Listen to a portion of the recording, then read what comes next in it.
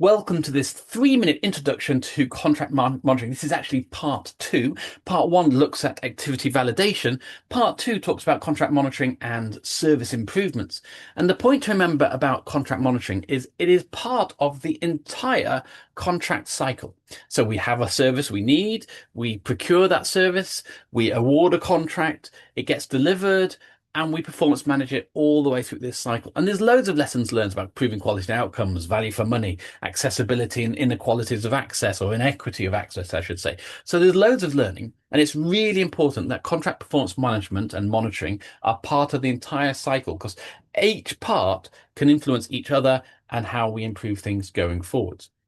Now, NHS England has recently been saying to commissioners and providers alike that optical coherence tomographies should be reported as part of the consultation that requests or requires them.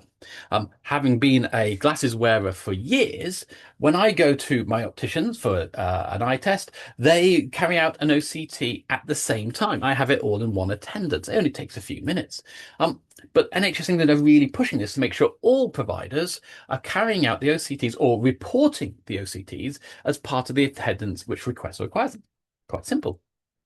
However, what's now happening as commissioners are monitoring all this and looking at the data, etc., is that we're seeing service improvements where patients are actually only having to go to providers once to have the optical coherence tomography test as well as their consultation in one attendance, which personally for me is how it should work.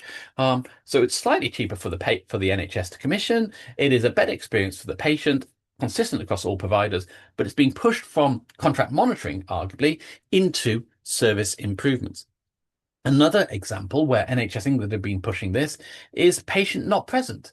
And they have been pushing organizations to look at diagnostics and go, oh, I don't need to see you because those diagnostics are all clear. So rather than me calling you in, I'm actually just going to give you a call, send you a letter, and I'm going to say it's all clear. Don't need to see you. And we're avoiding unnecessary journeys in, time wasting from a patient's point of view. Now, my late father would have welcomed eyeballing the person who's told him, I don't need to treat you any further. But for me, I've got too much going on. I just want to be told it's all clear.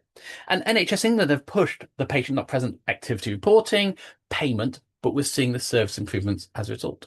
So whenever you see a pricing change, please, please, please think of it as, yes, we need to monitor the contract differently. Yes, we need to think about how we price it, activity report it, etc. But also think of it as a real opportunity to change services and improve things for the patients. Richard at rsrconsultants.com. Thank you for your time.